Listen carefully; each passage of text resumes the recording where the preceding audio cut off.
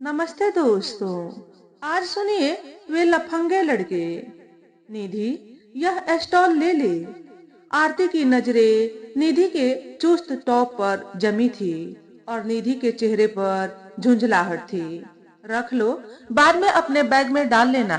उह, bag में क्या और सामान कम है जो इसे भी ढोती फिरूं।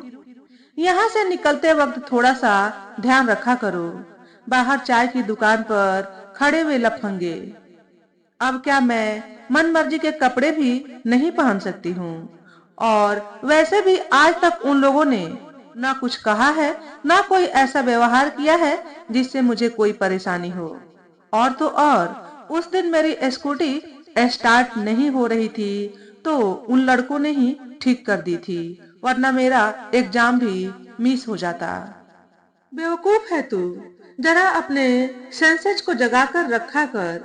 सामने वाले हिमेश जी की बेटी को देखो, कैसे ढंग के कपड़े पहनती है।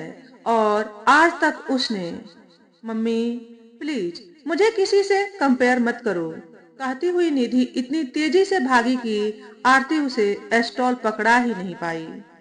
माँ बेटी का लगभग रोज का विवाद और चिक चिक हरीश को अच्छी नहीं लगी, सो बोल उठे, तुम क्यों मन खराब करती हो? किसी और की वजह से निधि पर इतनी रोक टोक ठीक नहीं है। मोहल्ले वालों की वजह से क्या वह अपनी मन मर्जी से पहन ओढ़ भी नहीं सकती? मोहल्ले वालों की परवाह नहीं है हरीश। मेरा मन तो उस चाय की गुमटी पर खड़े लड़कों को देखकर खराब होता है। अरे, सुबह शाम ही तो चाय पीने का समय होता है। तुम तो ऐसे बोल रही हो जैसे ये लड़के दिन भर वही खड़े रहते हैं। दिन भर खड़े रहे तो ठीक है, पर उसी वक्त क्यों खड़े होते हैं जब अपनी निधि कॉलेज जाती और आती है? आरती के तर्क का जवाब देना हरीश के बस में नहीं था। तुम नहीं जानते हरीश, मुझे उनकी हंसी से चिढ़ होती है। आते जाते लोगों को ताकना और धीरे धीरे बातें करके हंसना मेरे गुस्से को बढ़ा देता है। अब यह क्या बात हुई? किसी की हंसी से तुम उसके चरित्र पर उंगली कैसे उठा सकती हो? उन लड़कों की शक्ल ही बताती है कि कितने लफंगे हैं वे। अब छोड़ो, उन लड़कों की जिंदगी है, जैसे बितानी है बिताए। मुझे उनकी जिंदगी से कोई लेना देना नहीं है, लेकिन उनके जीने के ढंग की आज खुद तक पहुंचने लगे तो कोई क्या करे? बाहर चाय की चुस्कियां लेते और एक दूसरे के हाथों पर हाथ मारकर हंसते उन लड़कों को देखकर आरती का मन घृणा से भर उठा था। बात बदलने की गरज से हरीश बोले, आज मैं फ्री हूँ। तुम बहुत दिनों से हिमेश जी के यहाँ जाने को बोल रही थी। हाँ, आज हो आएंगे। बहुत दिनों से बुला रहे हैं। एक वही तो है, वरना यहाँ किसी से बात करने का मन नहीं करता है। मैंने निधि से भी कहा है कि उनकी बेटी से दोस्ती कर ले, पर वह सुनती कहाँ है। पेट्रोल पंप के मालिक हिमेश जी के सभ्य और अभिजात्य परिवार से आरती बहुत प्रभावित थी। 2 महीने पहले जब आरती का परिवार यहाँ शिफ्ट हो रहा था तो हिमेश जी ने ही नसीहत दी थी, यहाँ के लोगों से बातचीत और व्यवहार ज्यादा न रखें, खासकर जब घर में लड़की हो। यहाँ इतना बड़ा और आलीशान मकान बनवाकर हम पछता रहे हैं। भाभी जी, जरा इन लफंगों से सावधान रहना। हिमेश जी की कही बात ने आरती के दिमाग में गहरी पैठ बना ली थी। आते जाते इन लड़कों को कोसती तो हरीश समझाते, इन लड़कों पर नहीं, अपने संस्कारों पर भरोसा करो। पर जाने क्या हो जाता था आरती को। जब भी इन लड़कों को बाहर चाय की दुकान पर हंसी मजाक करते देखती तो गुस्से के मारे बदन में आग लग जाती थी। इधर कुछ दिनों से उन लड़कों का उठना बैठना ज्यादा बढ़ गया था। एक तरफ हम लड़कियों को बराबरी का दर्जा दे रहे हैं, दूसरी तरफ उनकी सुरक्षा को लेकर चिंतित रहते हैं। इनकी वजह से इंसानियत शर्मसार होती है। सहसा आरती के मुंह से निकला शब्द हरीश के कानों में पड़ गया था। अब बस करो आरती, तुम ओवर रिएक्ट कर रही हो। चिंता करने की कोई हद तो तय है नहीं। अब यह तो अपने ऊपर है कि चिंता करें या फिर परिस्थितियों की मांग के हिसाब से उनसे मुकाबला करें। किस किस से मुकाबला करें? अब किसी के चेहरे पर तो लिखा नहीं है कि उसके मन में क्या चल रहा है। जब लिखा नहीं है तो तुम क्यों अपना दिल जलाती हो? हरीश, दिल तो जलता ही है। इन लफंगों को तो देखकर कोई भी बता सकता है कि ये कितने कुत्सित विचारों के होंगे। इनके चेहरे पर तो लिखा नजर आता है कि ये सब समाज के नाम पर धब्बा बनेंगे। अच्छा, अब यह बताओ, अभी के लिए कुछ भेज रही हो या नहीं? बात और मूड बदलने की गरज से हरीश ने एक बार फिर बातों के रुख को मोड़ा। अरे हाँ हरीश, कल ही तो आपको अहमदाबाद जाना है। मैंने कोई तैयारी भी नहीं की है। आज मठरी और लड्डू बनाऊंगी। क्या बताऊं, निधि को अकेले नहीं छोड़ सकती, वरना मेरा भी मन था कि अभी से मिलाती। आरती का मन बेटे अभी को याद कर भीग सा गया था। ढेर सारी चिंता आंखों में समाये आरती उठ खड़ी हुई थी। 9 बज गए लेकिन सन्नो का कुछ पता नहीं था। आज तो उससे राशन भी मंगवाया था, पता नहीं उसने खरीदा भी होगा या नहीं। सोचती हुई आरती के कानों में दरवाजे की घंटी की आवाज पड़ी तो उसने जल्दी से दरवाजा खोल दिया। पर यह क्या? बाहर राशन के सामान से लदी फद्दी सन्नों के पीछे बाहर चाय के अड्डे पर खड़े होने वाले 2 लफंगे आटे की बोरी पकड़े खड़े थे। नमस्ते आंटी। सुनकर लगा जैसे कानों में कोई पिघला शीशा उड़ेल दिया हो।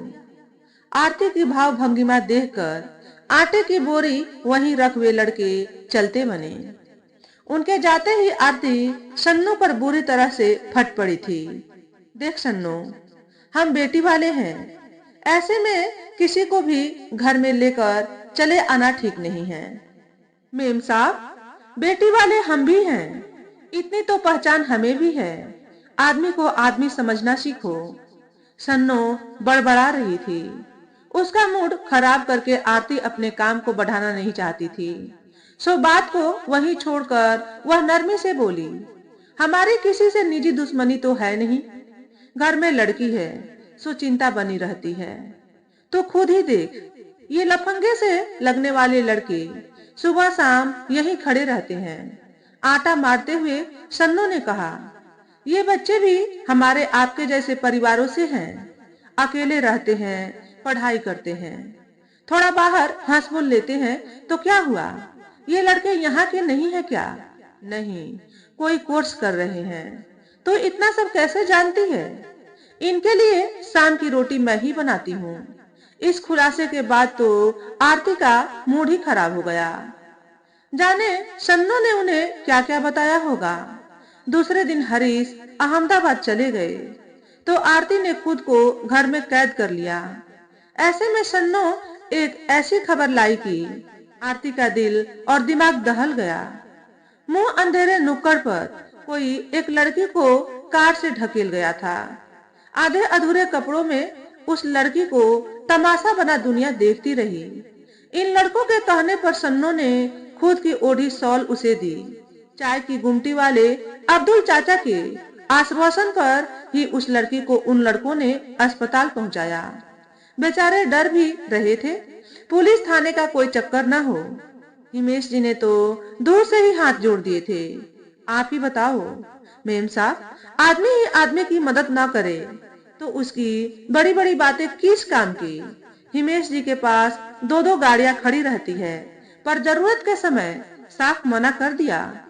ऐसे मामले में सब डरते हैं, पर इतना भी क्या डरना कि आदमी से गिद्दड़ बन जाए। सब बातों के सिर हैं, दम किसी में नहीं। सन्नो ने अपने मन की भड़ास निकाली। उस बेचारी की दुर्दशा किसके कुकुर्मों का नतीजा है, कौन जानता है। आरती का चेहरा पीला हो गया। दूसरे दिन शाम को आरती घर से बाहर निकली तो हिमेश जी मिल गए। हमेशा की तरह चिंता में लीन देखते ही बोले, भाभी जी, सुना आपने कल क्या हुआ? जी, सन्नो ने बताया था। मैं कहता था ना, आजकल जमाना लड़कियों का बाहर निकलने वाला नहीं है। मुझे देखिए, दो दो गाड़ियां घर में रख छोड़ी है। मजाल है जो मेरी बेटी अकेले दुकेले कहीं निकल जाए।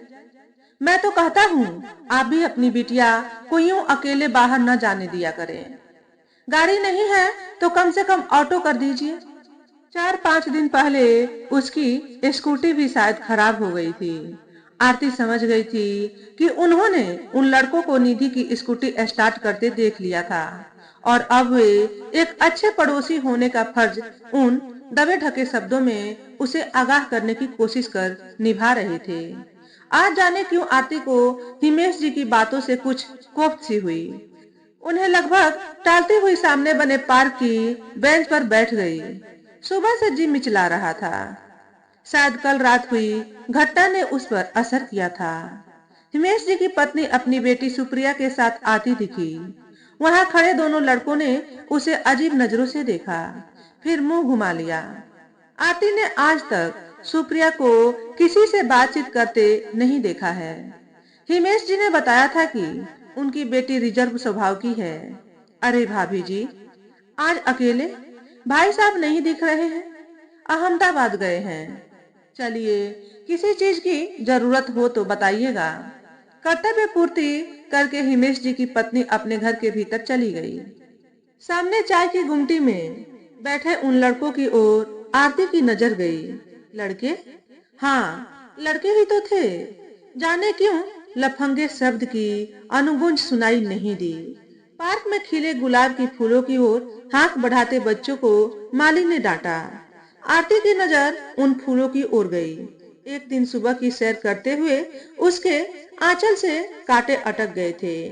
तब से वह सावधान होकर वहां से निकलती है, लेकिन आज कांटों से ध्यान हटकर छिपे फूलों की ओर चला गया, जिनकी महक उसके मन को छूकर निकली थी। आज शाम कुछ नई सी थी। किसी की हंसी कानों को चुभ नहीं रही थी। आरती ने एक बार फिर ध्यान से उन लड़कों को देखा। कल इन लड़कों द्वारा उस अनजान लड़की के प्रति दिखाई संवेदनशीलता ने साबित किया था कि संवेदना किसी खास चेहरे और अस्तर की मुहताज नहीं होती। आरती यूं ही बैठी रही। करीब आधे घंटे बाद उठी तो ऐसा चक्कर आया कि कुछ होश न रहा। आंख खुली तो देखा सामने डॉक्टर बैठा था। चलिए, आपको होश आ गया, अब मैं चलता हूँ। चिंता की कोई बात नहीं है, मुस्कुराते हुए डॉक्टर ने आरती से कहा। ये लड़के मुझे अपनी बाइक में हवाई जहाज जैसी स्पीड में लेकर आए थे। मम्मी, आपकी तबीयत ठीक नहीं थी तो बता देती। केतन और सुनील नहीं होते तो आज पता नहीं मैं कैसे मैनेज करती। इन बेचारों ने मेरी वजह से खाना भी नहीं खाया है, तब से यही भूखे बैठे हैं। कौन? आरती अवाक सी उन केतन और सुनील नाम वाले लफंगों को देखती रही। निधि ने धीरे से आरती के हाथ को दबा दिया। उसे डर था इन बेचारों के प्रति चेहरे पर नफरत न आ जाए। आंटी जी, आज हमारा पिक्चर देखने और बाहर खाना खाने का प्रोग्राम था, इसलिए सन्नो दीदी को मना कर दिया था। हम जाने ही वाले थे, लेकिन देखा आप अचानक गिर गई। सोच ही रहे थे कि क्या करें, तब तक दीदी आ गई। उन्होंने बताया कि आपको स्पॉन्डिलाइटिस की वजह से चक्कर आ जाते हैं। गिरने की वजह से आपके सिर पर चोट लग गई तो हम घबरा गए थे। आज तो तुम लोगों को खाना भी नहीं मिलेगा। कोई बात नहीं, केतन की मम्मी के बनाए लड्डू हैं, उन्हें खाकर हमारा मस्त काम चलेगा। आरती ने पूछा, तुम लोग यहाँ अकेले रहते हो? आंटी जी, यहाँ पास वाली गली में 4 लड़कों के साथ एक कमरे को साझा कर रहे हैं। हम दोनों बीटेक और वे दोनों लड़के एक टेक्निकल ट्रेनिंग कर रहे हैं। इम्तिहान खत्म हो गए हैं पर घर नहीं गए। यही 3-4 घंटे पार्ट टाइम नौकरी में समय बिता रहे हैं। जेब खर्च निकल आता है। मतलब किताबों वगैरह के लिए सुनील ने सफाई दी। आरती हैरानी से उन लफंगों को देख रही थी। निधि, देख तो जरा, अभी के लिए बनाया नाश्ता डब्बों में पड़ा है, थोड़ा दे दे। क्या भूखे सोएंगे ये बच्चे? ये बोलती हुई आरती अपने शब्दों पर खुद ही अचकचा गई। आश्चर्य हुआ कि इन लड़कों के लिए ममता तो जागा कैसे। बड़े संकोच से केतन ने निधि के हाथ से पैकेट ले लिया, पर दरवाजे तक आकर अचकचा कर रुक गया। क्या हुआ? निधि ने पूछा तो केतन ने कुछ संकोच से कहा, 1 मिनट बाद जाएंगे। क्यों? वे हिमेश अंकल अपना गेट बंद कर रहे हैं। हमें यहाँ देख लिया तो क्या? वह आप नहीं समझेंगी। अपने बालों पर हाथ फेरते हुए फर्श की ओर ताकते शर्माते हुए केतन बोला, आप लड़की है ना? हिमेश अंकल ने आपको मेरे साथ देख लिया तो पता नहीं क्या सोचेंगे। क्या सोचेंगे? वे हमें लफंगा समझते हैं ना, इसलिए। उनकी मनोदशा से आरती का जी भर आया। बोली, चलो मैं भी चलती हूँ। खुली हवा में बैठूंगी तो मन बदलेगा। आरती ने धीरे से पलंग से उतरकर चप्पल पहनी। निधि के साथ बाहर आई तो केतन उससे दूरी बनाकर तेज कदमों से चलने लगा। बाहर झुरमुट में हिमेश जी के लॉन के पिछवाड़े एक साया देखकर आरती डर गई। तो सुनील ने कहा, आंटी आप घर जाइए। आरती की नजर सामने हिमेश जी के लॉन के पिछवाड़े पर टिकी थी। खिड़की से एक साया अंदर जाता साफ दिख रहा था। मम्मी, हिमेश अंकल के घर इन्फॉर्म करिए, कोई पीछे के रास्ते से घर में घुसने की कोशिश कर रहा है। निधि बोली, रहने दीजिए, यह हर दूसरे तीसरे दिन होता है। केतन बोला, यह कमरा तो सुप्रिया का है ना? कौन है जो यूं चोरी से घुस रहा है? उस कार का मालिक। एक बड़ी सी कार की ओर इशारा करते हुए सुनील और केतन तेजी से सामने वाली गली में गुम हो गए थे। कुछ दूर अंधेरे में खड़ी कार को देखकर सिहर गई आरती का चेहरा स्याह था। रात की कालिमा से ज्यादा स्याह यह सभ्य लोगों का सच था। घर आकर निधि ने चाय बनाकर दी तो सहसा कानों में चाय की गुमटी में खड़े लड़कों की हंसी की आवाजें सुनाई देने लगी। जाने क्यों इस हंसी में खिलंदड़पन की महक आई। सामने खिड़की से हिमेश जी के लॉन का कुछ हिस्सा दिख रहा था। आरती ने अपनी सोच पर रोक लगाते हुए अपनी नजर हिमेश जी के बंगले की ओर दौड़ाई तो वहां अंधेरा था। शायद हिमेश जी गहरी नींद में सो रहे थे। अलबत्ता उनकी बेटी के कमरे में हल्का उजाला दिख रहा था। हिमेश जी दूसरों को असामाजिक तत्वों से बचने की सीख देते हैं, जबकि रात के अंधेरे में वे अपने घर में पीछे की ओर से किसी लफंगे के आने जाने से बेखबर थे। आरती ने चुपचाप अपने कमरे की खिड़की बंद कर दी थी। तो दोस्तों, आज की वीडियो में बस इतना ही। अगर हमारे द्वारा बताई गई कहानी थोड़ी सी भी अच्छी लगी हो तो वीडियो को लाइक और शेयर करें। चैनल पर पहली बार आए हो तो चैनल को सब्सक्राइब करके बेल नोटिफिकेशन को ऑल पर सेट कर लें, ताकि आपको ऐसे ही अच्छे अच्छे वीडियो देखने को मिले। हमेशा खुश रहें, हमेशा स्वस्थ रहें। वीडियो देखने के लिए आपका बहुत बहुत धन्यवाद।